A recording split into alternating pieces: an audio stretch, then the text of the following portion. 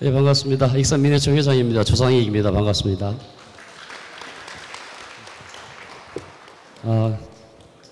오늘 비가 와가지고 야외에서 저 미륵사지 터에서 이렇게 듣는 느낌하고 굉장히 저희들이 준비를 많이 했었는데 오전에 비만 그치면은 할 수 있을 것 같았는데요.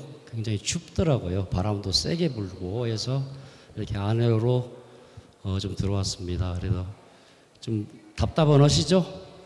예, 답답은 하셔도 그런데 오늘 주 이렇게 바람도 피하고 추위를 피할 수 있어서 너무 다행인 것 같습니다. 배려해 주신 국립익산박물관 관계자 여러분들께 진심으로 감사드리겠습니다. 자, 재작년에 이어서 저희 담소라는 프로그램이 재작년에 한번 했었는데요. 굉장히 반응이 뜨거웠었습니다. 근데 작년부터 올해까지 어떤 한 사람 한 분 때문에 이렇게 예산이 계속 전체적인 예산이 삭감이 되는 바람에 계속 진행치 못한 것을 참 죄송스럽게 생각합니다. 셀럽들을 모시고 우리나라 유수한 셀럽들을 모시고 그 전공 분야나 사회적인 면, 그다음에 우리 사람들의 이야기에 대해서 이렇게 간단하게 이야기하는 그런 코너를 마련했었습니다. 자, 올해 이제 이렇게 첫 회 시작하는데요. 오늘 매불쇼의 평론가 칸찬일 선생님 모시고 진행하도록 하겠습니다. 자, 저희 참 존경하는 선배님이십니다. 오늘 그 진행을 해주실 신귀백 작가님, 자, 큰 박수로 모셔보도록 하겠습니다.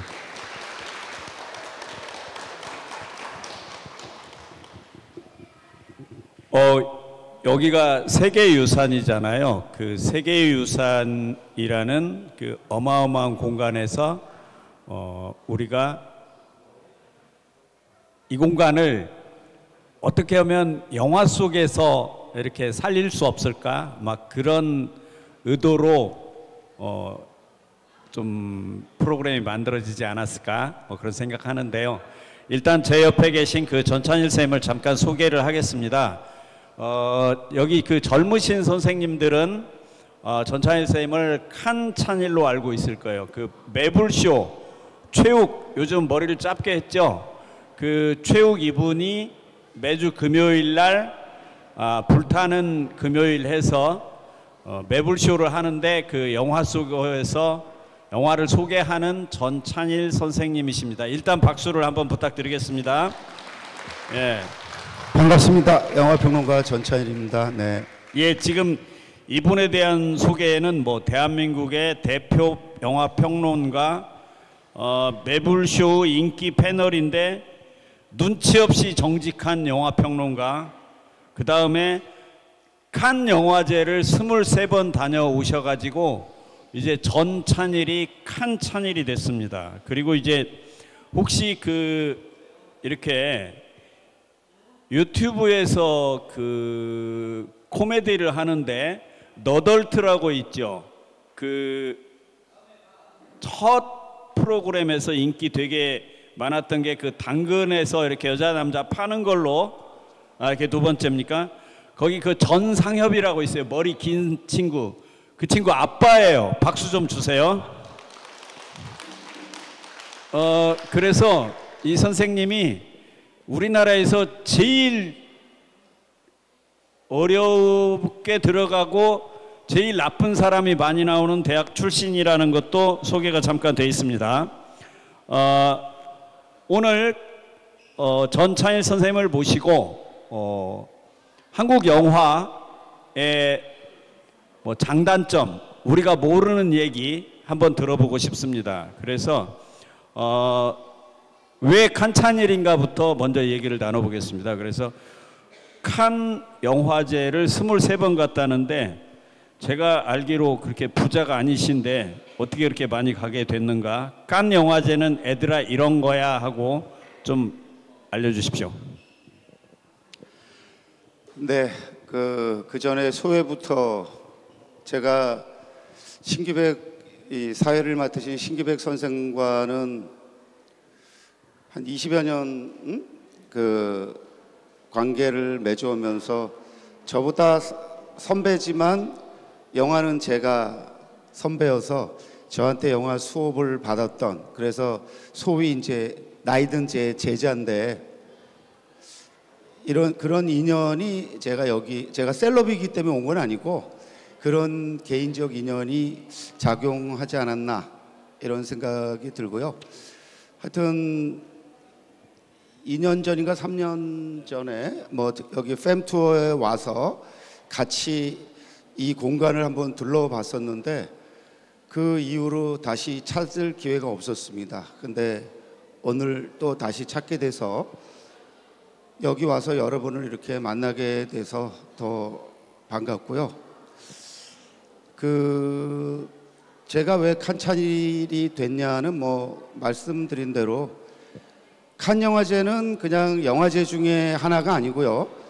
세계의 그 수많은 영화제 중에 단연 정상에 있는 최고 영화제, 물론 경쟁 영화제입니다만은 그 최고 영화제이기 때문에 그 칸 영화제고, 흔히 칸 영화제를 포함해서 베를린, 베니스 영화제까지 해서 3대 영화제, 세계 3대 영화제라고 말은 하지만 실제로는 칸 영화제와 나머지 영화제라고 생각하시면 됩니다.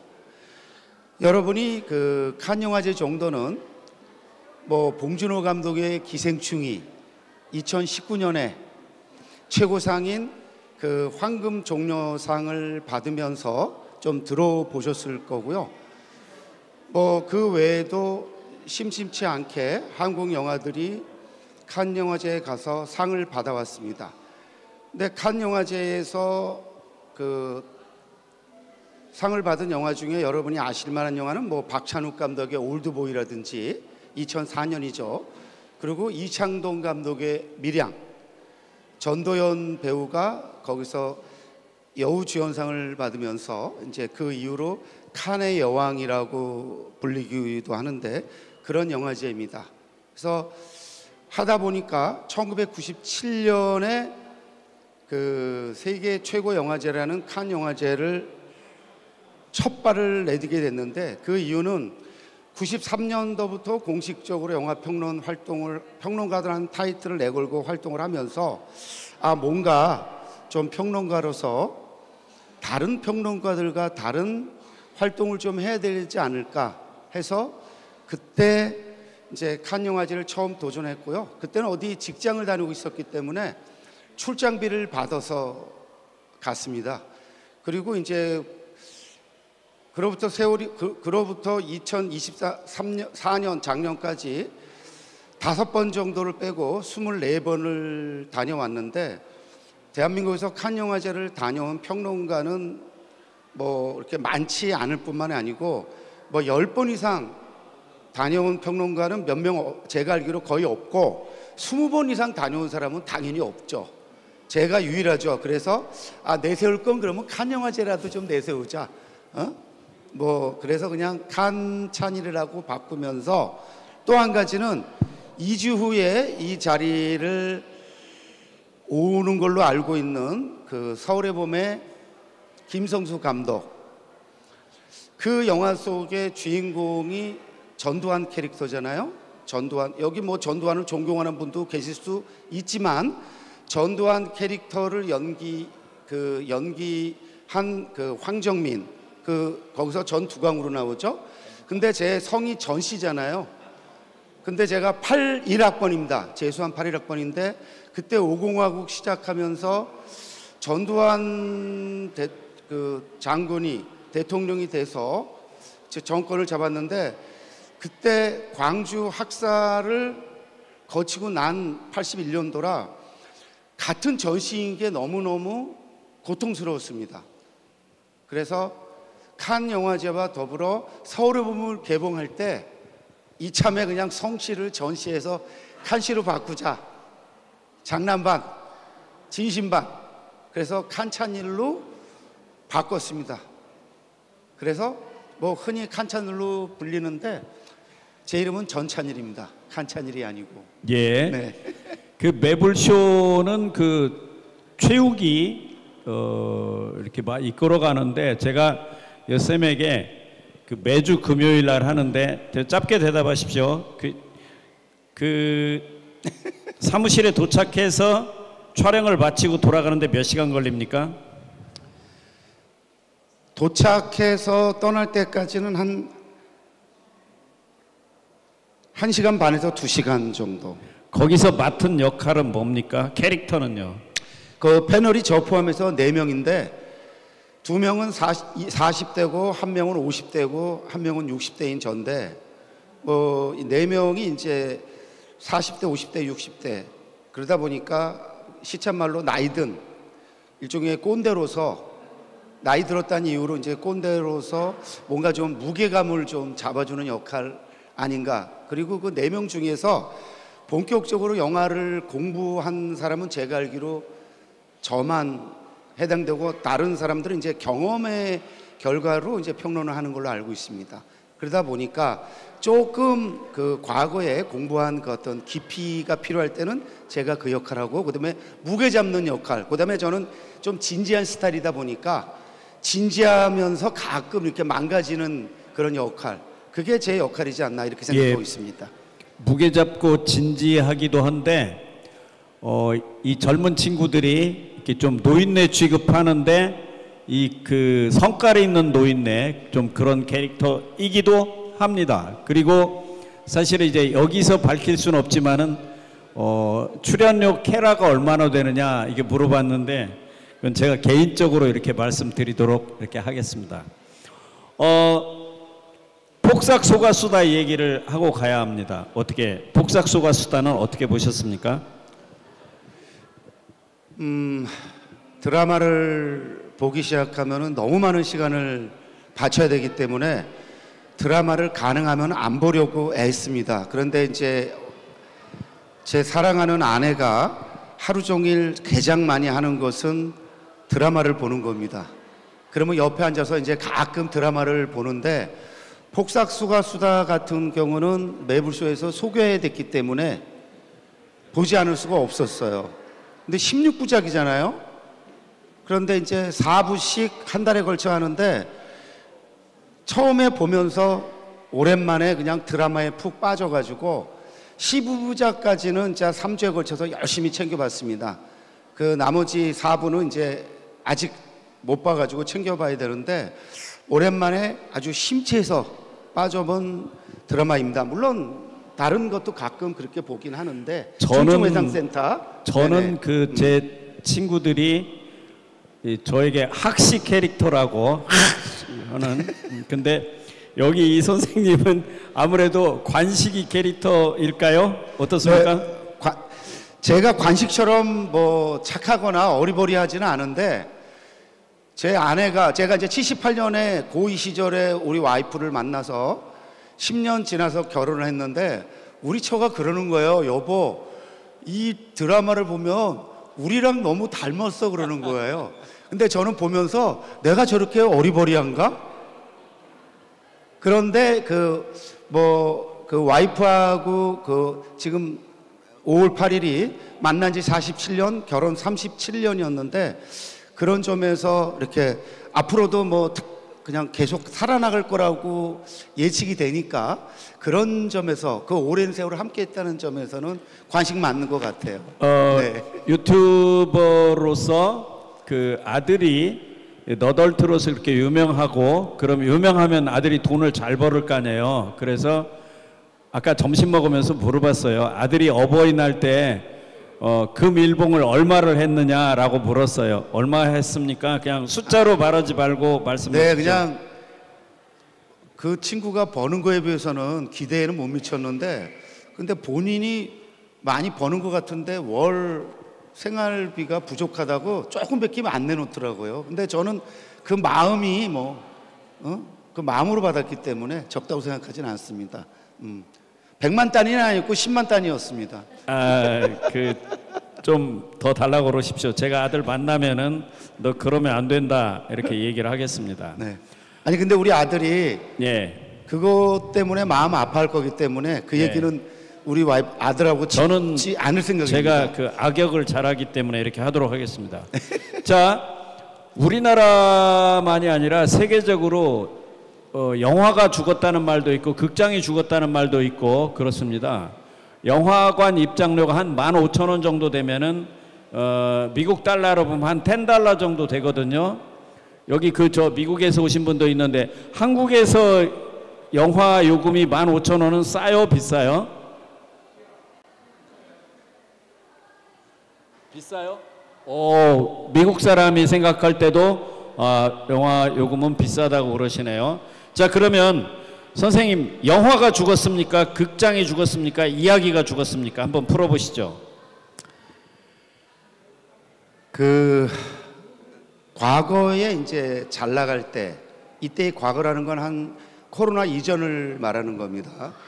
여러분, 코로나 이전에는 우리나라의 영화 산업의 규모가 세계 5위에서 왔다 갔다 했습니다. 그러니까 5위에서 예를 들면 하여튼 10위 안에는 10몇 년 동안 계속. 그리고요, 놀라지 마세요. 코로나 기간 중에 한국 영화가 망했다고 해도 2023년까지 기준 계속 10위 안에 들고 있습니다. 크게 극장 기준 매출액, 극장 영화 기준 매출액과 관객 수 기준으로는 2023년에 세계 8위를 공이 8위를 기록했습니다. 자, 8위 기록이면은 한국 영화 망했다고 말할 수는 없겠죠. 그런데 왜 그런데도 불구하고 한국 영화가 위기라고 말을 하느냐? 최정점에 달했을 때, 코로나 전에는 코로나 기간 때보다 약 한 7, 80% 정도, 그러니까 뭐 50% 이상 더 돈을 많이 벌은 거예요. 그러니까 쉽게 얘기하면은 뭐 1,000억을 벌었다. 근데 1,000억을 벌 때가 이제 기준이 있잖아요. 근데 1,000억을 계속 벌어야 되는데 갑자기 어느 날 600억을 벌었어요. 그리고 600억을 벌고서 그게 다시 1,000억으로 올라가지 않고 계속 그 기록으로 이제 유지되니까 그 최정점 때에 비교하면은 못 벌잖아요. 그래서 위기를 말하기 시작한 거예요. 그리고 위기인 감이 없지 않았습니다.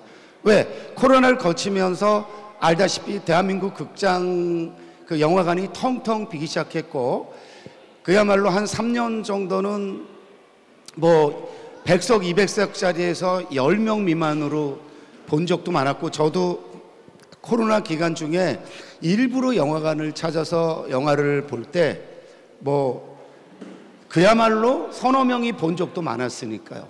그런데 코로나가 끝나면서 괜찮아지겠지라고 예상을 했는데, 한국은 코로나가 끝나고 났는데도 생각보다 회복세가 더뎌가지고 뭐 10명 미만은 아니어도 몇십 명 보기도 하지만은 예전처럼 꽉 차는 이런 경우가 이제 드물어진 거예요.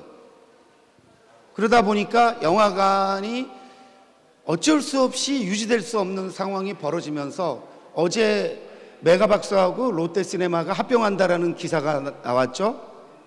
보통은 이제 합병은 서로 뭐 더 성장하려고 보통 합병을 하는데, 이 경우는 한국 영화가 위기를 맞으면서 상황이 위기에 처하다 보니까 두 영화관이 합쳐서 이 난국을 헤쳐나가자라는 그런 의미가 있겠죠. 그래서 영화관의 위기 맞습니다.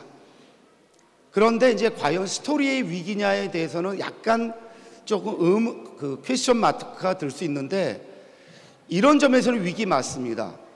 뭐냐면은 영화관의 관객이 덜 들고 하다 보니까 투자가 제대로 이루어지지 않는 거죠.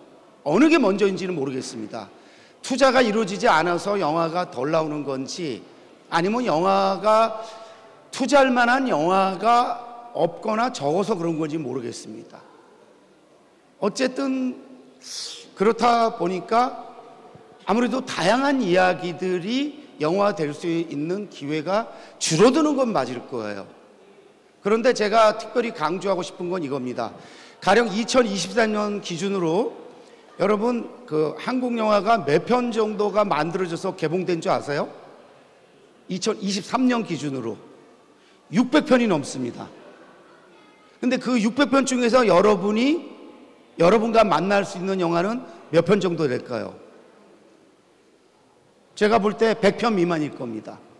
그리고 그 개봉되는 영화 중에 여러분이 가서 보는 영화들 편수도 줄어들고 하다 보니까 관객을 만날 수 있는 영화도 편수도 줄어들고 그것은 곧 그 전문가들이 만날 수 있는 영화 편수도 줄어든다는 거예요. 왜냐하면 전문가들도 열심히 영화를 찾아서 보지 않고 개봉이 돼야 보다 보니까 그러다 보니까 아무래도 이야기의 위기로까지 가는 거 아니냐라는 진단이 내려질 수 있고 그 진단이 터무니없다라고 말할 수는 없는데 저는 거기에 대해서는 약간 유보적인 입장을 갖고 있는 사람인 건 맞습니다. 그래서 좀 길어지고 있는데 요거 한 말씀 드리면 올해 칸 영화제에서 12년 만에 처음으로 한국 장편 영화가 한 편도 초대받지 못했습니다. 12년 만에 2013년 이후로 이것은 한국 영화의 위기의 징후일 수 있겠다라고 저도 생각은 합니다. 왜냐하면은 세계 최고 영화제인 칸 영화제는 한국 영화를 가장 애정해온 영화제입니다. 그렇게 애정해온 영화제에서 칸 한국 영화 장편 영화를 한 편도 초청하지 않았다. 그것은 칸 영화제에 마음에 드는 장편 영화가 그만큼 적어졌고 네. 없어졌기 때문에 이런 결과가 난 것이 아니겠는가라고는 말할 수밖에 없고요. 네. 그것이 내년, 후년으로 계속 이어질지 상황이 개선될지는 내년, 후년을 지켜봐야 될 것 같습니다. 예. 네. 그 CGV하고 메가박스하고 합병이 된다면은 아니, 롯데. 롯데하고요. 근데 그러면 익산에서도 극장이 2군데가 있는데 하나가 준다는 얘기가 되거든요. 처음에 영등동에서 영화를 봤다가 우리는 이제 모현동이 생겨서 극장을 많이 갈 줄 알았는데 이 극장을 또 안 가는 거예요. 제가 내일은 광주에 가서 전북과 광주에 축구를 보려고 그럽니다. 근데 축구를 100분을 사람들이 못 봐요. 그러면 여기 남자들이 계신데 그러면 하이라이트 10분을 하는데 그 10분을 또 못 봅니다. 그러면 골만 들어가는 장면 2분짜리를 봐요. 그러면 그 2분짜리도 지겨워서 지금 우리들의 이야기가 조금만 지겨우면은 아마 여기 계신 분들도 숏을 보고 있을지도 몰라요. 그러니까 극장에서 2시간을 견디기가 쉽지 않은 거죠, 선생님. 어떻습니까? 네. 한국 영화 나가서 이제 영화 관객이 전체적으로 줄어들고 있는 추세인 건 맞는데 특히 한국 관객이 줄어들고 있는 건 맞습니다. 그러면 그 이유가 무엇일까? 여러 가지 진단이 나왔죠. OTT 역량, 그 다음에 이제 유튜브 쇼폰 컨텐츠, 그 다음에 높아지는 입장료. 아까 저 미국에서도 미국 기준으로도 입장료가 높다 그랬으니까. 그런 여러 가지 요인이 있는데 제가 최근에 들은 걸로는 카카오톡을 하느라고 1시간 반, 2시간 동안 영화에 집중할 수 없다라는 진단을 누가 했는데 제가 볼 때 가장 그게 설득력 있는 진단이지 않나. 그 OTT나 다른 거 할 때는 하고 싶은 거 다 하면서 할 수 있는데 영화관에서 1시간 반 영화를 보면서 계속 카카오톡을 하기 어려우니까 거꾸로 그거를 하기 위해서 영화관을 가서 보는 것이 오히려 불편하고 마음에 안 드는, 그거는 인정하지 않을 수 없을 것 같아요. 예, 우리가 집에서 편하게 영화를 볼 수 있는 시대고, 그러니까 사실은 집집마다 텔레비전이 75인치, 80인치 그렇게 되지 않습니까? 그런 영향도 있고, 또 하나 이제 제가 스스로 그냥 평범한 관객의 입장 속에서 보면은요, 봉준호, 박찬욱, 홍상수, 이창동 그래가지고 그 감독인 그런 느낌. 또 하나는 그 배우들도요, 역시 송강호, 황정민, 설경구, 하정우, 마동석, 최민식, 이정재, 맨 걔네들만 나와요. 그러니까 제가 볼 때는 인재 풀이 적고, 그래도 남자 배우들은 좀 그런데, 좀 죄송한 말씀이지만은 지금도 김혜수 배우나 전지현, 전도연 그런 언니들 이렇게 나오시고, 젊은 사람으로서는 김고은, 김태리 정도나 되는데, 이게 영화계가 굉장히 뭐랄까요? 좀 좀 침체되지 않았을까 그런 생각도 듭니다. 어떻습니까, 선생님? 배우들, 감독들 얘기 좀 해주십시오. 그 감독과 배우들이 이렇게 원활하게 새로운 그 감독, 새로운 배우들이 나타나서 그들이 이렇게 부상하고 하는 거 하지 못하는 이런 거는 꼭 한국만에 해당되는 건 아닙니다. 가령 당장 여러분 이제 다음 주에 개봉하는 미션 임파서블 파이널 레코닝이라는 영화를 떠올리면 거기 누가 주인공이죠? 탐 크루즈잖아요. 탐 크루즈가 지금 몇 살입니까? 거의 60대예요. 저랑 나이가 거의 같거든요. 저보다 1년 후배인가 그런데 탐 크루즈가 그 미션 임포시블 나온 게 1990년대라고 그러면 지금 몇십 년째 4데이케이즈에 걸쳐서 계속 탐 크루즈가 나와요. 자, 탐 크루즈가 잘하기 때문에 그런 것도 있지만 거기도 만약에 탐 크루즈를 대체할 만한 그 또 다른 스타가 나왔다면 탐 크루즈가 계속 60대 넘어서 그런 스터트를 해야 되겠어요? 그렇기 때문에 꼭 그거는 한국만의 문제는 아니라고 봅니다. 그런데 한국이 유난히 이런 건 있습니다. 한국은 계속 속도감 있게 막 변화하는 나라이긴 한데 이 셀럽에 대한 애정 이런 거는 조금 좀 충성도가 좀 심하다 그럴까요? 물론 일본은 더 심합니다만은 그러니까 송강호가 90년대 후반에 등장했는데 그냥 송강호를 계속 찾는 거죠. 황정민 등등. 그러다 보니까 새로운 배우들이 나왔을 때 그 배우들한테 어떤 말미를 주지 않는 그런 거는 좀 있어요. 그래서 조금 더 관객들이 새로운 기회를 새로운 배우들, 새로운 감독들한테 줄 필요가 있긴 있겠는데 근데 쉽지는 않은 거는 특히 감독들한테는 여러분이 뭐 예를 들면은 여러분이 그 이름과 얼굴을 매치시킬 수 있는 감독 수 10명 넘을 분 한번 손 들어 보세요. 요즘 활동하는 감독 중에서 요즘 옛날 분도 말고 가령 1000만 영화의 그 감독들을 알고 있는 분 몇 분 없어요?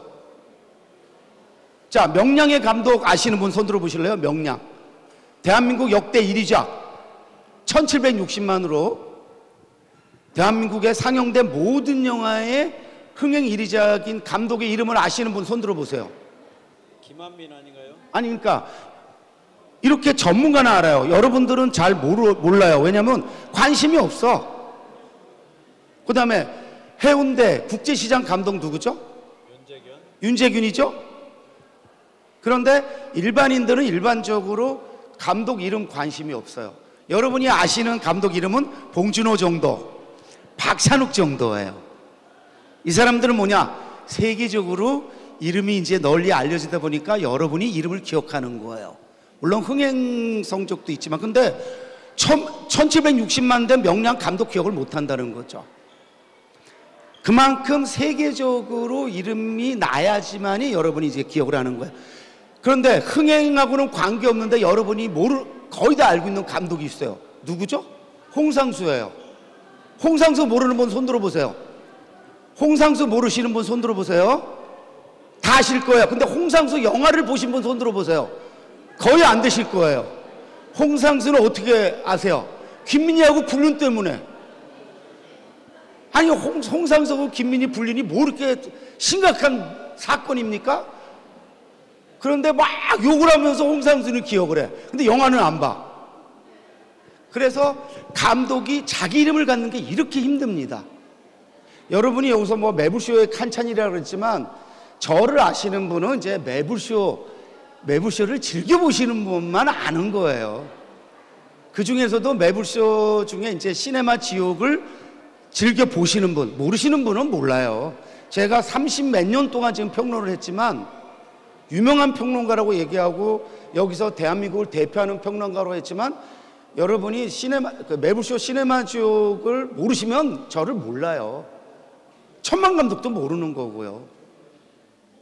그렇게 봤을 때 새로운 감독, 새로운 배우가 이름을 갖는다라는 것. 그래서 김고은, 김태리 이런 배우들은 대단한 거죠. 근데 김태리도 대부분 여러분이 뭐로 알죠? 선샤인? 그렇죠. 미스터 선샤인. 영화보다는 드라마. 그렇죠? 김고은은 좀 아시겠죠? 김고은은 뭐 그러니까 천만년 파묘 보신 분들은 김고은을 아실 거고 해서 김고은 정도는 아실 텐데 웬만하면 이름을 모르는 거예요. 그래서 사실은 그런 점에서 볼 때 좀 이렇게 새로 신인들이 등장해서 이 신인들이 이름을 얻고 세계적으로 이름을 알리고 이러면 좋겠지만 그것이 이렇게 쉬운 작업은 아니다라는 거를 전문가로서 말씀드리지 않을 수가 없을 것 같아요. 예. 최근에 봉준호 감독의 미키 세븐틴이 열렸고, 그리고 정말로 안타깝게도 한 달 만에 OTT가 나왔어요. 그래서 우리가 집에서 볼 수가 있게 되었어요. 그리고 또 하나는 우리들이 이제 어떤 영화가 있으면은 옛날에는 이렇게 개봉되는 날, 그렇지 않으면은 이틀, 3일 안에, 한 일주일 안에 영화를 보는데 그 영화의 그 반응을 듣고서 야당 그 영화 어땠어? 극장에서 봐야지 하는 영화하고 에이 조금 기다리면 OTT 나올 텐데, 근데 미키 세븐틴이 천하의 봉준호의 작품이 한 달도 안 돼서 OTT로 나왔거든요. 자, 평론가님께 여쭤보겠습니다. 좀 죄송한 말이지만은 봉준호의 미키 세븐틴은 좀 실패했달까요? 아니면 어떻습니까? 좀 냉정하게 평가를 좀 해주십시오. 해외 반응 포함해서요. 객관적으로는 실패했다고 말할 수밖에 없고요. 주관적으로는 이제 절반의 성공, 절반의 실패.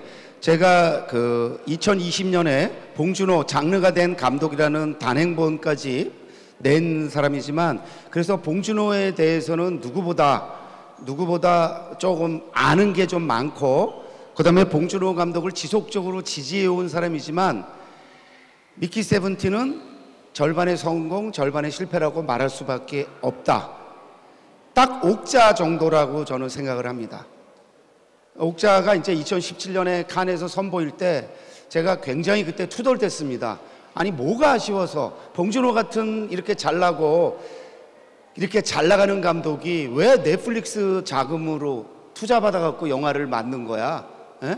왜냐하면 그때는 넷플릭스는 지금 여러분 대한민국 넷플릭스 세상된 거 아시고 계시죠? 영화관은 안 가도 넷플릭스, 물론 넷플릭스에서 그 만 몇천 원이 돈이 아까워서 또는 뭐 다른 이유로 넷플릭스를 시청하지 않는 분도 계시겠지만은 OTT를 즐겨보시는 분들은 대부분 넷플릭스 통해서 시리즈 드라마를 보시든가 영화를 보실 텐데, 그래서 영화관을 가지 않고 넷플릭스를 기다려서 보고 또는 뭐 다른 OTT 통해서 볼 텐데, 이게 굉장히 중요합니다. 한국 영화가 지금 영화에서 이 OTT로 가는 이 인터벌이 너무 짧은 거예요. 여러분, 일본 영화 같은 경우는 일본의 인기작 있죠? 영화관을 가지 않으면은 한두 달 만에 볼 수가 없어요. 몇 개월을 기다려야 되고 어쩌면 몇 년을 기다려야 될지도 몰라요. 그러니까 자기가 보고 싶은 영화는 기다리지 않고 일본 화제작들은 가서 영화관에 가서 보는 거예요. 퍼스트 슬램덩크 아직 안 나오잖아요. 스즈메 문단속 아직 서비스 안 되고 있습니다. 그런데 지금 말씀하셨듯이 미키 세븐틴은 한 달 만에, 어제 그제 저희 와이프가 그러더라고요. 여보, 승부 보러 가 나랑 그랬는데 넷플릭스에 나온다는 거예요. 그러니까 저한테 하는 얘기가, 아니 승부가 벌써 넷플릭스에서 선보이면 이러면 누가 영화관을 가? 그러더라고요. 그래서 이게 굉장히 심각한 문제인데, 이 문제는 정답은 없습니다. 왜냐하면 이게 수익이 발생하지 않으니까 오래 못 기다리는 거예요. 그래서 빨리 OTT에서 선보여서 거기서 얼마라도 수익이 들어와서 손실을 보존하고 수익을 더 내는, 그래서 이거는 어떤 정답이 없기 때문에 일본식으로 갈 건지 프랑스식으로 갈 건지 적어도 뭐 일정 기간 동안 유예 기간을 뭐 1년 두든 뭐 2년을 두든 아니면 6개월을 두든 이렇게 갈지 우리처럼 한두 달 만에 나올지 이거는 정답이 없는데 한국은 당분간 이 추세로 갈 수밖에 없습니다. 그리고 이것이 한국의 영화관 위기를 더 심화시키는 거 맞고 가속화시키는 것 맞습니다. 그리고 이제 미키 세븐틴의 실패를 말을 하면 저는 꼭 실패라고만 보지는 않습니다. 왜냐하면 미키 세븐틴은 봉준호가 아니면은 만들 수 없는 영화입니다. 뭐냐면 여러분 보신 분들 한번 손 들어 보실래요? 거기서 미키 세븐틴에서 뭐 스포일러 걱정하지 않고 말씀드리겠습니다. 미키 세븐틴하고 에이틴이 있죠. 보신 분들 미키 세븐틴과 에이틴이 있습니다. 그러면은 세븐틴과 에이틴 사이에서 만약에 한 인조인간이 죽어야 된다면 누가 먼저 죽어야 되죠? 순서상 미키 세븐틴과 에이틴이 있어요. 한 인조인간이 죽어야 되면은 순서상 세븐틴이 죽어야 되겠죠? 예? 그런데 미키 세븐틴에서는 누가 죽죠? 에이틴이 죽죠. 근데 에이틴이 그냥 죽어요? 그냥 죽지 않습니다. 자기가 선택하죠. 내가 먼저 죽을 테니까 너 세븐틴은 살아남아서 네 할 일을 해라. 이게 미키 세븐틴의 사실은 봉준호의 메시지입니다. 무슨 얘기냐? 인조인간이 인간보다 더 인간적이고 인조인간마저도 희생을 할 줄 안다는 겁니다. 인간들은 희생을 안 해요. 그런데 여러분 한류 메시지의 가장 두드러진 특징이 뭔지 아세요? 결정적인 순간에 희생을 한다는 거예요. 누군가가. 오징어 게임도 마찬가지입니다. 서로 상금을 타게 해서 안간힘을 다하는데 결정적인 순간에는 누군가가 희생을 합니다. 이것이 세계, 그러니까 한국이 아닌 다른 나라에서 특히 서구에서 볼 때는 상상할 수가 없는 선택이에요. 미키 세븐틴에서는 그런 선택을 합니다.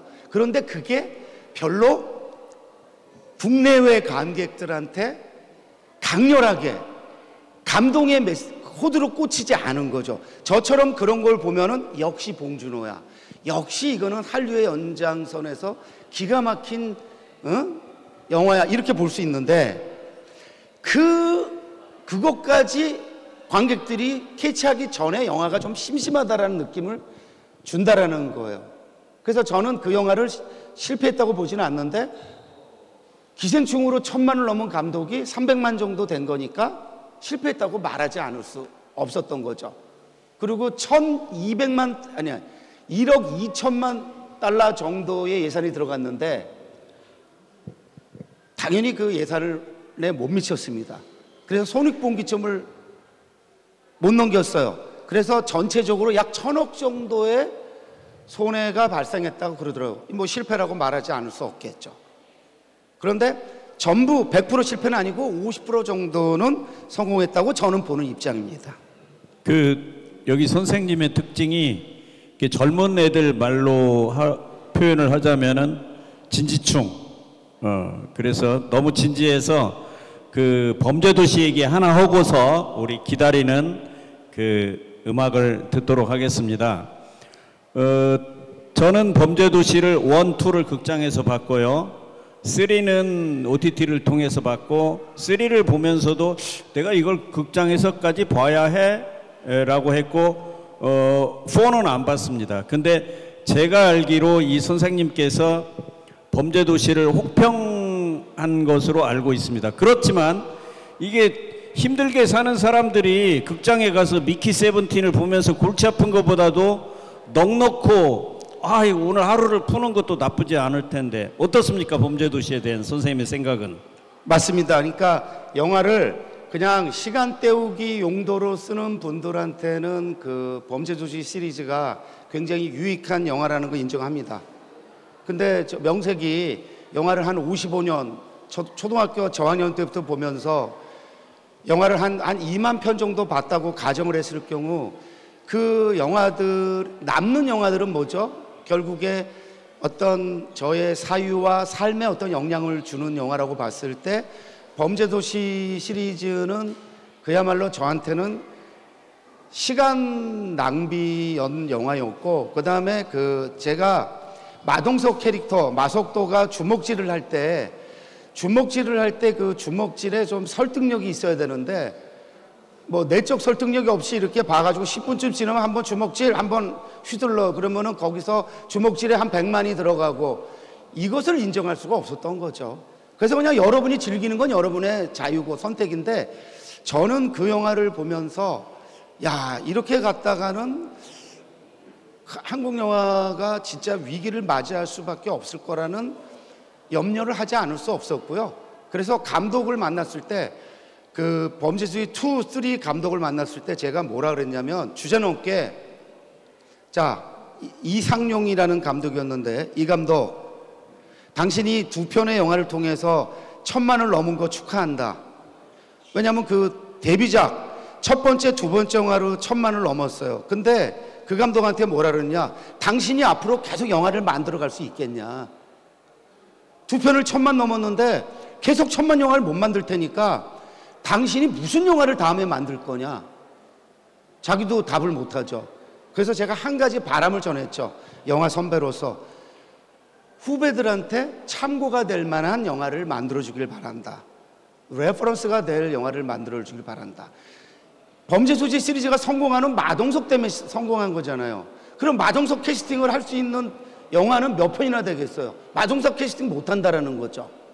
그래서 제가 당신이 앞으로 영화를 계속 만들어 갈 때 후배들한테 뭔가 좀 배우는 게 있는 그러한 영화를 만들어 주길 바란다고 그런 바람을 전했는데 그 영화가 한국 영화 산업에 분명히 긍정적 영향을 끼쳤지만 그런 점에서 그 영화는 그냥 흥행 성공 외에는 남기는 게 없기 때문에 저 같은 경우는 좀 아까 진지충이라고 얘기하셨는데 맞습니다. 진지충으로서 그런 저의 불만을 피력했고 앞으로도 계속 피력할 거고 그것이 이제 좀 극단적으로 드러난 게 요번에 마동석이가 주연하고 제작한 거룩한 밤 데몬 헌터스입니다. 마동석이 나오지만 그 영화 100만 못 넘거든요. 보신 분들 고개가 절로절로 흔들려질 거예요. 이걸 영화라고 만들었어? 그러니까 마동석이 그런 식으로 오만을 부린 거죠.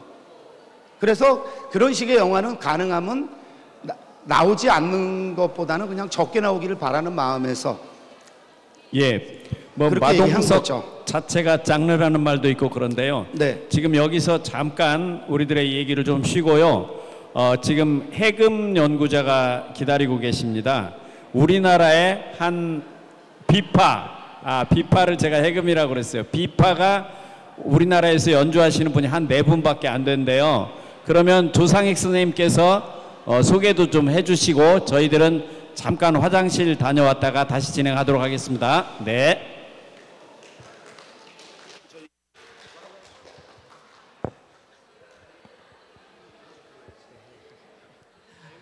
네. 안녕하세요 여러분, 반갑습니다. 네. 서 있는 게 좀 더 잘 보이겠죠? 네, 두 분 말씀 저도 옆에서 듣느라 못 나올 뻔했네요. 반갑습니다. 저는 비파를 연주하는 연주자 마롱이라고 하고요. 마씨는 아닙니다. 네, 제 이름이 제가 밤을 하도 좋아하다 보니까 이게 프랑스어로 마롱이라고 해서 그냥 맛있는 이름으로 이제 쓰고 있는데요. 기억이 어렵다 하시면 마카롱에서 카만 빼고 기억해 주세요. 네, 그래서 잠시 여러분들 쉬어 가실 겸 좀 즐겁게 해드리려고 이렇게 나왔는데요. 제가 들고 있는 악기 보신 적 있으신가요? 그 전에? 끄덕거리는 분이 이렇게 계시다니. 네, 몇 년 사이에 비파를 만난 분이 좀 늘었네요. 감사드립니다.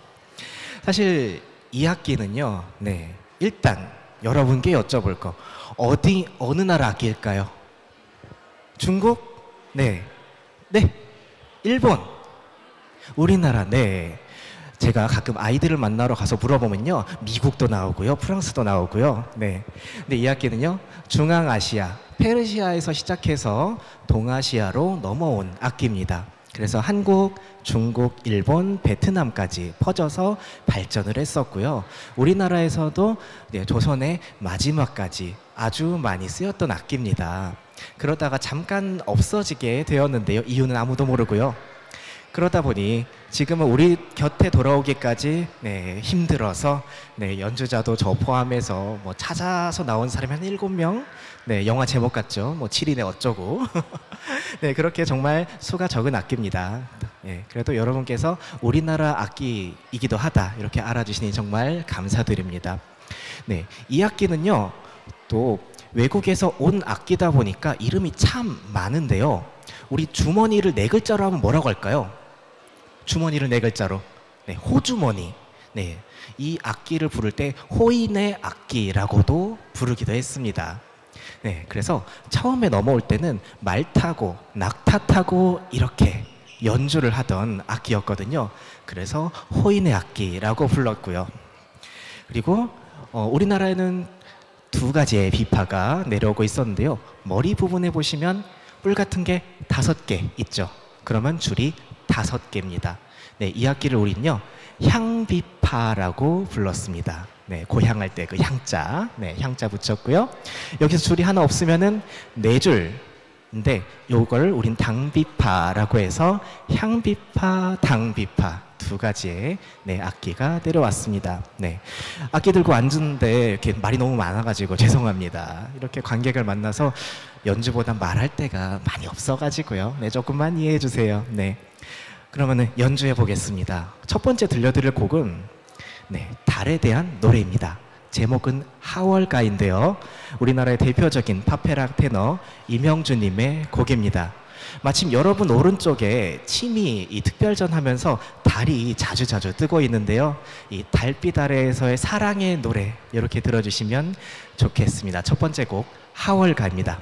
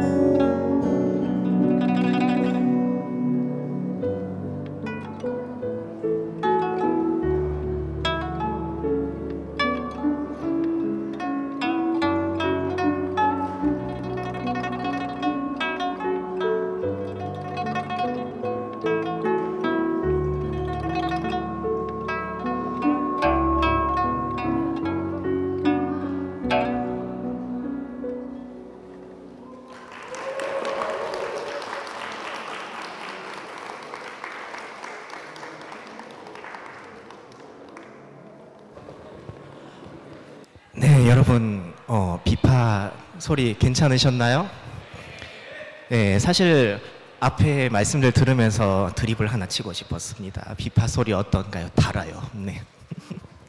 네, 요새 좀 폭삭 속았수다가 참 유튜브를 키면 많이 나오더라고요. 네. 네, 그래서 네, 여러분 마음에 드시는 소리였다면 다행입니다.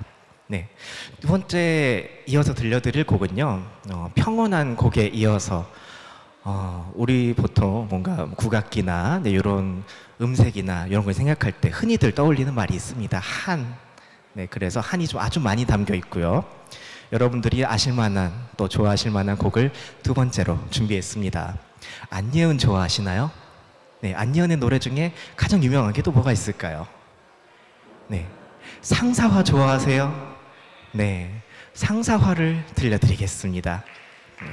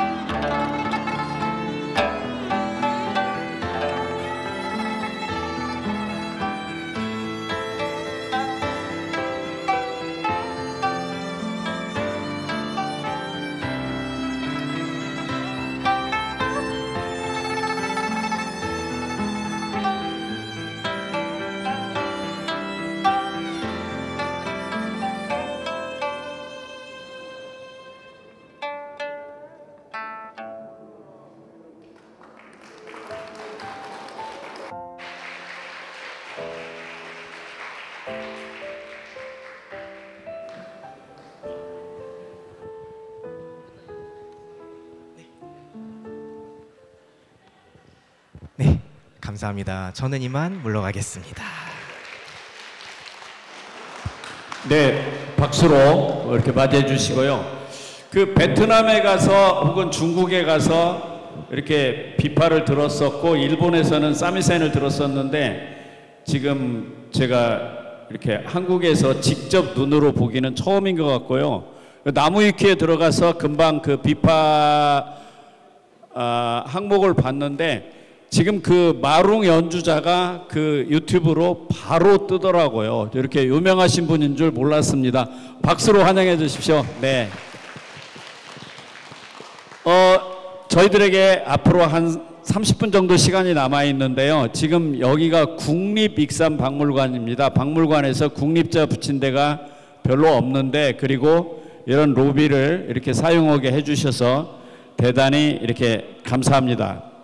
아까 시간에 그 범죄 도시에 대해서 얘기를 했는데 선생님들이 최근에 보았을 만한 영화를 중심으로 해서 그 영화 얘기 해보고 싶은데요. 하얼빈에서 안중근 의사 나왔잖아요. 근데 거기에 이제 그 현빈이 주인공으로 나왔습니다. 아마 보신 분들이 많이 계실 텐데요.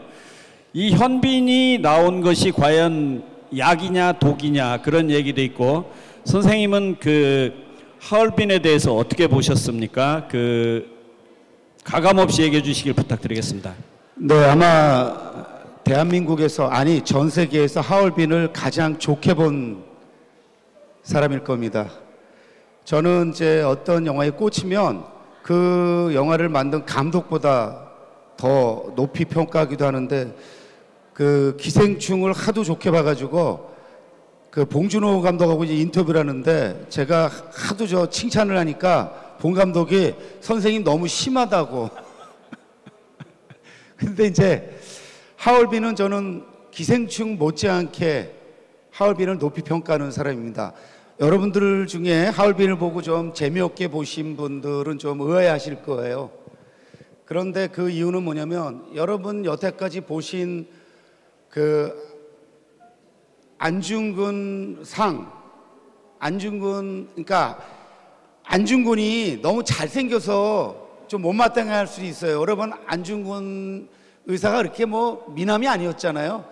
근데 이제 현빈이 나오니까 이 영화에 이게 너무 현실성이 떨어진다. 근데 여러분 현빈이 캐스팅이 안 됐으면 그 영화 안 만들어지는 거예요. 그러니까 그거는 여러분이 감안하셔야 됩니다. 여러분 뭐 승부에서 이병헌하고 조은현하고 닮았다고 누가 헛소리를 하던데 이병헌이 훨씬 잘생겼잖아요. 근데 이병헌이 나오고 유아인이 나왔기 때문에 여러분이 못마땅해 하지만 둘이 나왔기 때문에 그 영화가 캐스팅되고 아니 그렇게 캐스팅됐기 때문에 투자가 이루어지고 영화가 만들어진 겁니다. 그러니까 현빈 나온 거 가지고 투덜대시면 안 됩니다. 단 이런 건 있습니다. 여러분이 보신 안중근하고 좀 다르다. 당연하죠. 그 영화에서 감독이나 제작자는 그동안 봐온 영웅 안중근과는 다른 안중근을 담고 싶었던 거예요. 그러니까 인간 안중근을 넘어서 좀 다른 영웅의 이미지. 뭐냐면은 그냥 이토 히로부미를 살해하고 나서 그 영웅적 면모를 부각시키는 그런 영화가 아니고 그 안중근의 어떤 인간적 면모 그리고 그의 실책이라면 실책 사실은 실책이라고 볼 수는 없어요. 그의 동양 평화론이나 그의 가치관으로 봤을 때 포로를 풀어주는 것은 당연했어요. 그 다음에도 그런 일이 벌어졌으면 안중근은 또 풀어졌을 겁니다. 그게 안중근의 다름이에요. 그러니까 보는 입장에서는 말이 안 되죠. 그런데 그게 안중근이었다라는 거죠. 그리고 그런 안중근을 그 영화가 그리고 싶었던 거예요. 그래서 그 클라이맥스에서 안중근이 이제 이토 히로부미를 살해하잖아요. 카메라가 어디로 가죠? 카메라가 위로 올라가죠. 여러분이 여태까지 보아오신 영화나 기대하신 영화는 그때 당연히 죽은 이토 히로부미 클로즈업 들어가야 됩니다. 그리고 죽인 안중근으로 클로즈업 들어가야 됩니다. 이게 우리가 알고 있는 영화 문법입니다. 그런데 카메라가 갑자기 하늘로 올라갑니다. 왜? 감독은 그 안중근을 영웅으로 묘사하고 싶지 않았고요. 그 이토를 살해한 것은 안중근의 영웅적인 행위의 결과가 아니고 수많은 독립투쟁가, 그렇죠? 우리 조선을 식민지화하는데 앞장섰던 1등 공신이었던 이토를 살해한 수많은 그 독립투쟁가를 떠올리고 싶었던 거예요. 그래서 어떻게 하느냐, 그들의 시선으로 하늘로 올라가서 내려본 거예요. 그런데 거기서 만약에 카메라가 다가갔으면 100만 원 더 봤을 거예요. 왜? 일반 대중영화의 문법을 깬 영화입니다. 그래서 그 영화를 보면서 이해할 수 없었는데 저는 그걸 보면서 야, 한국에서 본 적이 없는 대형 예술영화가 나왔네. 300억을 들인 예술영화가 나온 거예요. 물론 그 영화는 손해보지는 않았습니다. 한 600만까지는 안 갔어도 500만 정도 됐으니까 손해는 안 봤는데, 감독이 누구입니까? 내부자들, 남산의 부장들, 마야왕을 만든 우민호 감독이었습니다. 우민호 감독은 남산의 부장들과 내부자들을 통해서 관객들을 쥐락펴락하는 아주 뛰어난 오락영화를 만든 감독인데, 여기서는 단순한 오락영화를 넘어서고 싶었던 거죠. 그래서 왜 안중근을 이 시점에 다시 만들어야 됐는가를 영화를 통해서 말하고 싶었던 거예요. 그래서 저는 그 영화를 정말 극찬하는 사람 중에 한 명인데, 많은 분들이 그 영화가 못마땅해 했을 거라고 여기고는 있습니다. 이게 저의 평가입니다. 예, 여기는 그 국립익산박물관이고 유네스코 세계유산입니다. 오늘 그 전찬일 쌤 통해서 또 듣고 싶은 얘기가 있는데요. 이 세계유산의 활용법, 아니면은 이러한 세계의 유산들이 영화 속에서 빛을 보는 그런 장면들이 있을 텐데, 우리 익산도 그런 날이 곧 올 것 같아요. 오늘 지금 생각보다 이렇게 관람객들 되게 많으신데요.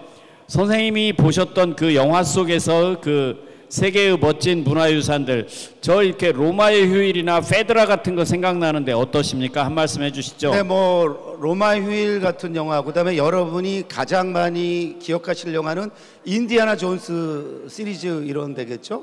그 마지막에 막 거기는 이제 역사, 유적 이런 데서 모험이 펼쳐지는 영화니까, 제가 그 자료를 찾아보니까 요르단 페트라라고 하는 데인데 그런 영화 있을 거고, 저는 여기가 이제 익산이잖아요.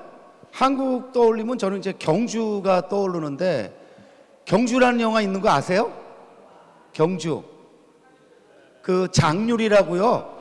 그러니까 그 조선족 출신의 감독이 있습니다. 제가 굉장히 좋아하고 친한 감독인데, 장률 감독이 만든 경주라는 영화가 있는데, 거기에서 벌어지는 어떤 인물들의 이야기인데, 그 가는 곳곳이 다 경주의 막 왕릉 이런 거 다 저 유산이잖아요. 그러니까 우리가 그 영화에서 인물만 쫓아가는 게 아니라, 박해일을 좋아하고 뭐 그러니까 그냥 인물만 쫓아가는 것이 아니라, 그 인물들이 어디를 가고 인물들이 어디서 만나고 하는 걸 보면은 이게 경주 맞아, 우리 경주가 우리 대표하는 그 유산.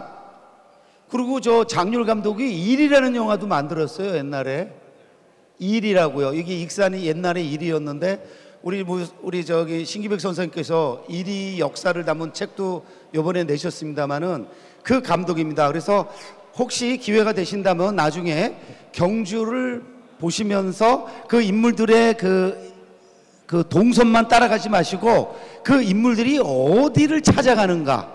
그렇죠. 뭐 왕릉도 올라가고 그러잖아요. 아, 여기가 다 결국에 한국을 대표하는 문화유산.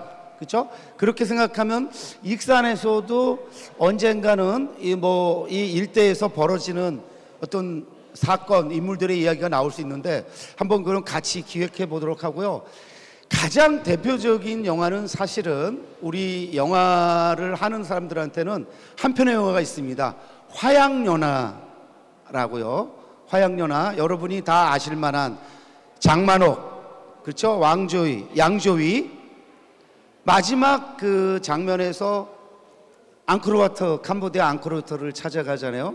그래서 영화 역사상 가장 인상적인 결말부가 펼쳐지는데 그 영화 보고 많은 분들이 아마 앙코르와트를 찾아가지 않았을까.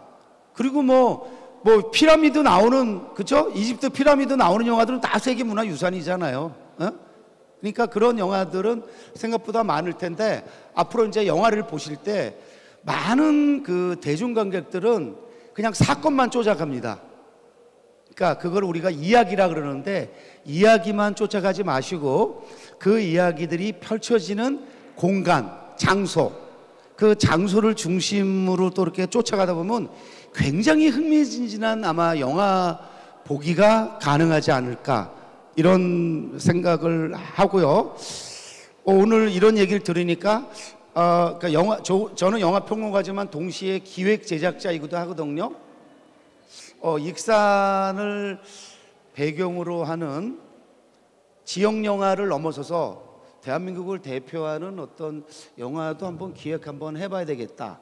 그래서 그날을 또 상상하면 하겠습니다. 그리고 같이 신기백성성하고 그 가능성을 논의해 보도록 하겠습니다. 네, 이 1500년 된 탑이 있는 도시라는 것은 세계적으로 사실은 그렇게 많지 않거든요. 우리 익산은 너무나 역사 자원들이 많아가지고 뭐 이 정도 가지고는 별로 감흥이 없을지 모르겠습니다. 그렇지만 앞으로 이렇게 드라마라든가 영화로 해서 익산은 사실은 너무 뜨지 않은 덜 뜬 영화인 것 같아요. 자, 영화 한 편 또 얘기하고 가겠습니다. 아니 거기서 좀 덧붙이면 우리 독립투쟁가지면 백정희 선생 같은 경우는 익산에 굉장히 주요 무대였던 걸로 알고 있습니다. 저는 백정희 선생의 그 독립투쟁 그분의 삶에 관심이 굉장히 많은 사람인데 만약에 백정희 선생의 삶을 영화로 옮긴다면 이 문화유산으로서 익산이라는 공간성, 장소성도 살리면서 그분의 어떤 독립투쟁을 담을 수 있지 않을까 이런 예상을 해봅니다. 예. 네. 그 헤어질 결심 얘기를 잠깐 하고 싶은데요. 거기서 이제 여러분들 잘 아시는 탕웨이 나오잖아요. 탕웨이 그 신랑이 감독이 이름이 김태용 감독이죠. 김태용 감독이 원래 익산 출신이래요. 그래서 제가 그 무주영화제에서 만났었는데 우리 익산 와서 강의 한번 하자 했더니 자기 그 아버지 고향이라고 그러는 거예요. 자기는 어렸을 때 모현동에서 잠깐 살았다고 그러더라고요. 그 말을 하려는 게 아니라 탕웨이를 대부분의 남자들은 좋아하는데 그러니까 영화 속에서 샤론 스톤 나오는 베이직 인스팅트 그 원초적 본능 거기에서의 얘기는 뭐냐면 너무 잘생긴 여자와 형사의 이야기거든요. 그게 서양식의 얘기라면 동양식의 이야기 속에서 너무 잘생긴 탕웨이하고 형사가 박해일이잖아요. 선생님 정훈이와 송창식의 노래로도 유명하고 그런데 헤어질 결심을 우리들이 뭘 놓치고 있겠는가 한 말씀 해주시죠. 헤어질 결심은 사실 제가 그 2022년 칸 영화제에서 보고서 칸 영화제에서 보고 정말 좋아가지고 2번을 연속 봤었는데 사실 그 탕웨이는 뭐 고백하면은 탕웨이를 만나기 전까지 제가 가장 좋아했던 여배우는 그 장찌였습니다. 와호 장룡에서 장찌를 보고 반해가지고 장찌를 가슴에 묻고 살았습니다.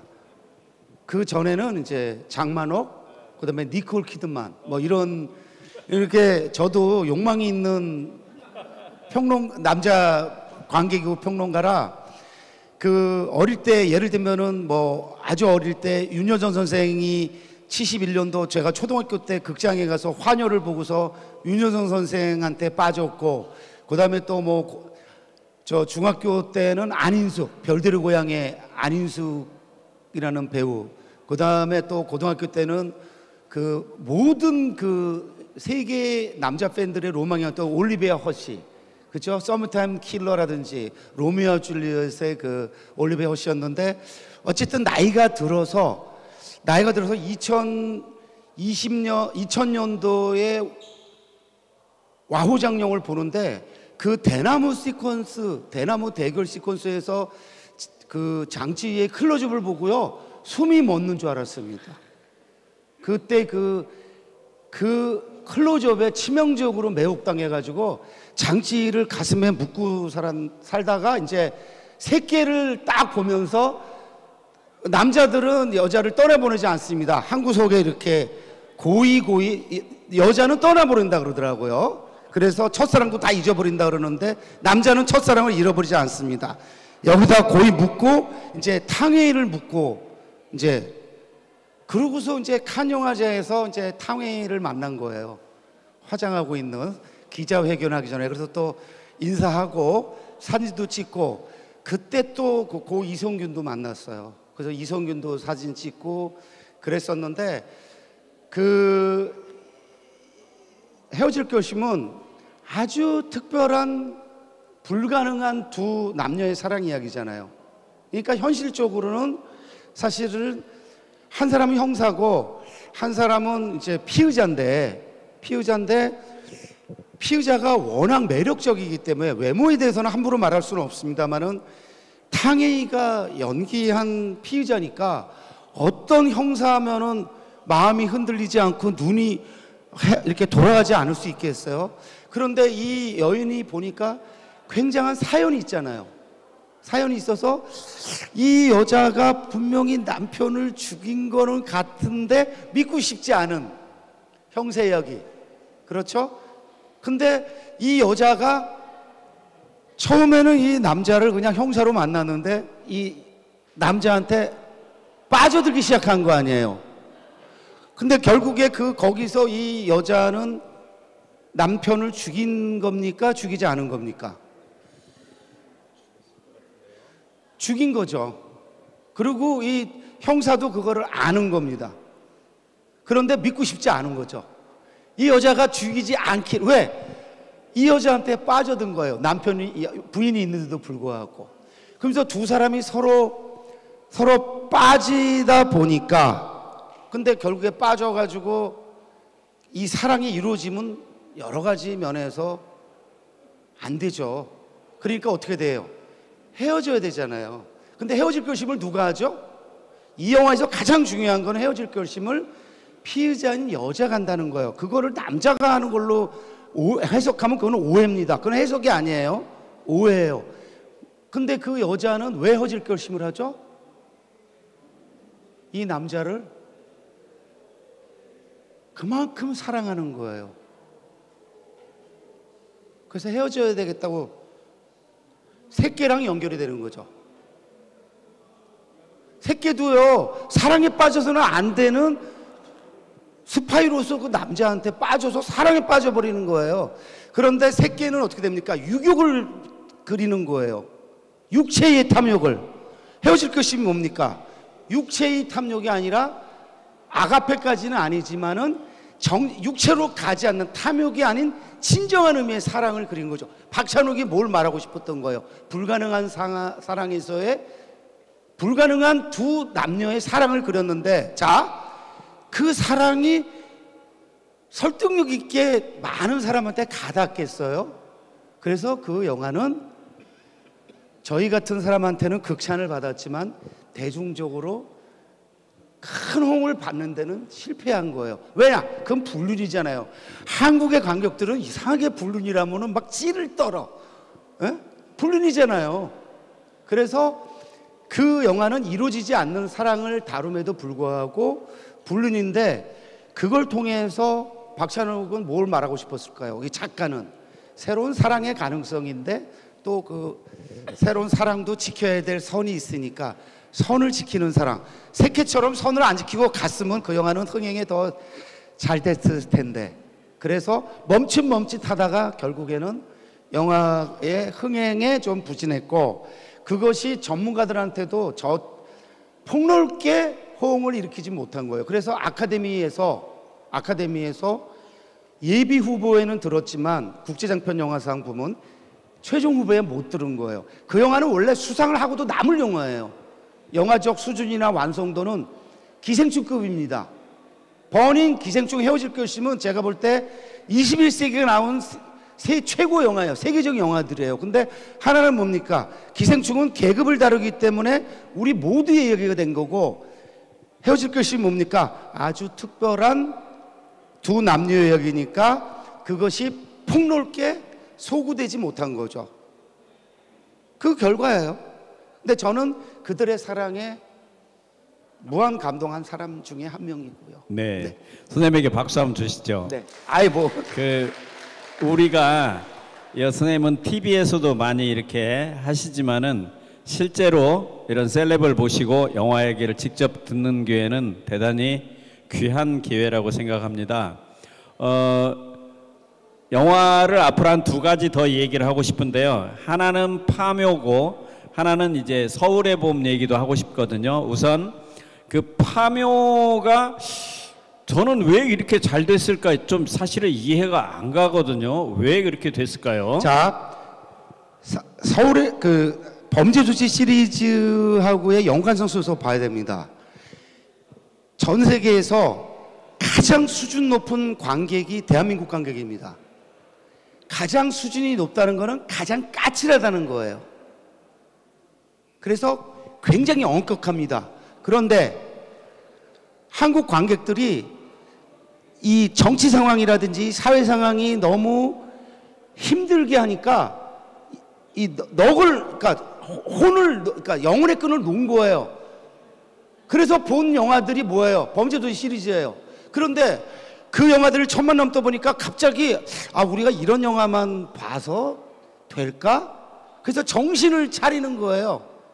그래서 우리 시민들이 결국에 비상계엄 이런 것도 맞고 그랬잖아요. 그러니까 정신 차리는 관객들이 이 영화만 보는 것이 아니고 서울의 봄이나 파묘 같은 영화도 챙겨봐야 된다는 생각을 한 거죠. 파묘는 1000만 될 영화도 아니고 서울의 봄도 1000만 될 영화 아니었지만 갑자기 관객들이 서울의 봄의 영혼을 놨다가 영혼을 이제 차리면서 서울의 봄, 우리 현대사를 다룬 웰메이드 영화니까 가서 봐야지. 그래서 정신 차려 가서 본 거예요.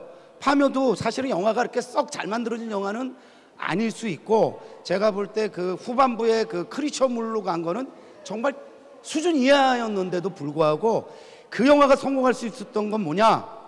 한국의 그 왜곡된 현대사를 그 영화적으로 잘 그 캐릭터를 통해서라든지 그런 거를 잘 결합시키면서 한국 관객들이 갑자기 이거 보지 못한 영화인데, 오컬트 영화인데, 갑자기 한국 역사적 김상덕이라는 반민특위 위원장 했던 그런 분이 이름이 등장하고 등등. 그 다음에 거기서 유해진 캐릭터는요, 대통령의 장의사인 유재철 씨가 모델입니다.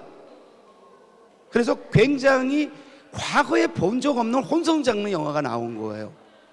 오컬트라만 갔으면 1000만을 못 넘었는데, 오컬트 플러스 역사 플러스 그런 장르적 이런 게 결합이 되면서 과거에 본 적이 없는 영화가 나온 거죠. 그래서 한국 관객들이 서울의 봄으로 정신 놨다가 정신끈 차리고 서울의 봄과 파묘도 본 거예요. 네. 그래서 지금 한국 관객들이 영화관을 안 가는데 언제 어떻게 또 다시 정신 차리고 영화관을 갈지 모르는데, 그런 점에서 범죄도시 5의 흥행 성적이 지금 굉장히 중요하죠.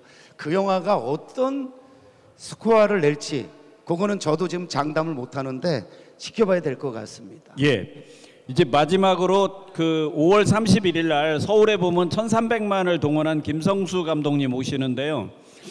사실 그 최근의 정치적 상황 속에서 20대, 30대 남자들이 가지고 있는 그 좀 왜곡된 정치적 성향이랄까 이런 것들은 과연 어디서 올까 하는데, 저는 그 서울의 봄에서 그 이렇게 전두광 캐릭터가 있잖아요. 화장실에서 막 껄껄껄 웃는 그 쉽게 말해서 반란의 수괴인데, 그를 미화하고 칭찬하는 그런 식의, 그리고 이제 이 20, 30대 남자들이 사실은 되게 그 오히려 억압되고 있는 그런 상황 속에서 아 이게 뭐지 하는 생각이 되게 많이 듭니다. 그러면 과연 정우성 캐릭터는 선한 캐릭터고 전두광 캐릭터는 과연 어떤 캐릭터인가? 우리 선생님이 생각하는 그 서울의 봄의 캐릭터들에 대해서 말씀 들어보겠습니다. 사실 뭐 2주 후에 김성수 감독이 옵니다만 김성수 감독과는 친구 사이로 지내는 친한 사이입니다. 근데 저는 이 서울의 봄을 보면서 비판적 지지를 할 수밖에 없었는데 이거는 있습니다. 서울의 봄이 학습 효과를 줘서 우리 젊은 20, 30대가 비상계엄을 극복하는데 어떤 결정적인 역할을 했다라는, 그래서 서울의 봄이 한 그 역사적 기여에 대해서 인정을 해야 됩니다. 그런데 지금 아까 미화라는 말이 나왔는데 사실 전두광 캐릭터를 미화시켰다라고 평가할 수는 없습니다. 그런데 전두광 캐릭터를 과하게 좀 멋있는 남성상으로 그리면서 약간 영웅화한 거 아니냐. 왜냐하면 전두광은 전두환을 옮긴 캐릭터인데 굉장히 멋있는 캐릭터고 남성들이라면 한번 욕망할 만한, 성공하면 혁명이고 실패하면 쿠데타라는 이 명대사인데 이 명대사가 굉장히 좀 불길한 게 저한테는 다가왔어요. 그리고 황정민은 대한민국에서 연기를 제일 잘하는 배우인데 제가 만약에 감독이었으면 연기를 좀 기계적으로 시켰을 거예요. 왜? 전두광 캐릭터한테 거리를 띄게 했어야 된다는 거죠. 행복의 나라에서 유재명이 연기한 전상두처럼요. 근데 너무 연기를 잘하는 거예요. 그래가지고 전두광 그 캐릭터가 굉장히 매력적으로 다가오는 거예요. 저도 당황했어요. 그런 점에서 저는 그 영화를 전폭적으로 지지할 수는 없었고 비판할 수밖에 없었고, 그런 점에서 좀 더 거리를 뗐어야 된다는 게 하나 있고, 그다음에 미화는 정우성이 연기한 이태신 캐릭터는 좀 과하게 미화된 것이 아니냐, 저는 그렇게 봅니다. 이태신은 이순신이라는 그 우리 장군을 가져온 캐릭터인데, 대한민국의 그 장성이 이순신하고 비교될 수 있다라는 것 자체는 너무 과한 설정이라고 보는 사람이에요. 그래서 그 점에서는 굉장히 좀 안타깝다라는 게 있고, 반면에 그 영화의 만듦새는 그 영화의 성공의 가장 큰 이유는 속도감입니다. 사실 그 영화가 전문가로부터 더 평가를 받으려면 조금 거리를 띄고 조금 완급을 조율을 했어야 돼요. 근데 이 영화는 내달리잖아요. 할리우드 영화처럼. 그러면서 젊은 관객들을 그냥 끌어들이는데 성공을 한 거죠. 그런 점에서 그 속도감, 그것은 굉장히 한국 다른 영화에서 볼 수 없는, 그 영화 액션 영화 아니잖아요. 근데 마치 액션 영화를 보는 것 같은 그러한 속도감으로 그 관객들을 끌어들이는데 성공을 한 거고요. 그래서 그 서울에 보면 장단점이 확실한 영화인데 장점이 물론 80%인 영화지만 제가 볼 때 조금은 저 개인적으로 전문가로서는 조금 그 거리를 더 두고 만들었어야 되는 게 아니라는 그런 아쉬움은 있습니다. 네, 그런 1,300만을 동원을 했어도 우리가 세계 할 것들이 무엇인가 생각되네요. 지금 시각이요 5시 1분 전인데 혹시 내가 최근에 무슨 영화를 봤는데 나 이 얘기 좀 한번 여쭤보고 싶다 하실 분이 계실만 하거든요. 누구 한두 분 얘기 좀 관객석에서 들어보면 어떨까요? 이 영화 그렇게 유명하다고 그러는데 이게 뭐야 하는 거. 우리 그 익산 사람들은 점잖으셔가지고, 그러니까 사실은 이 공간을 이렇게 빌려준 것조차도 대단히 감사한 일이고요. 또 전라도 말로 오늘 지금 비한질 나오시는데 이렇게 많이들 오셔서 대단히 감사하고요. 여기는 그 익산 시청 관계자도 계시고 또 민해청 회장님께서 애써서 힘들어서 마련한 자리입니다. 오늘 이 정도에서 마치고요. 5월 31일은 익산이 가지고 있는 또 하나의 세계유산인 왕궁탑에서 서울의 봄에 김성수 감독님 모시고 할 테니까요. 그때도 많이 자리를 지켜주시면 좋겠습니다. 감사합니다. 우리 선생님 인사하시죠. 네, 고맙습니다. 그때는 뭐 미어 터지겠죠. 그 김선수 감독 사실 그 굉장히 조심하고 있습니다. 왜냐하면은 서울의 봄이라는 영화를 통해서 그 감독으로서 갑자기 과거에 받지 않던 주목을 받으면서 부담스러워하는데 사실 쉽게 내려올 수 있는 그런 선택은 아니었는데 제가 알기로는 익산이기 때문에 아내랑 같이 와서 이 자리도 참여하고 익산도 한번 투어도 하겠다고 하더라고요. 그래서 여러분 그날 좀 많이 오셔서 함께 환영해 주시면은 아마 김선수 감독이 익산에 대해서 더 좋은 기억을 갖고 혹시 압니까? 김선수 감독이 익산을 주제로 한 영화를 또 만들게 될지. 이 친구가 다녀가면 저도 잘 다녀왔지라고 이제 인사말을 전하고 제가 이제 올라가면서 나 익산 오늘 잘하고 간다. 잘해. 그렇게 인사말을 할 건데 여러분 하여튼 그때 또 저는 뭐 그날은 못 오지만 좋은 시간 갖기를 바라고 오늘 함께 해주셔서 고맙습니다. 네, 사실은 영화 속보다 어젯밤의 뉴스라든지 최근에 그 일련의 정치적 뉴스들은 영화보다 더 재밌습니다. 그렇지만 우리 2주 후에 만나도록 하고요. 조상익 감독님에게 마이크를 넘기겠습니다. 감사합니다.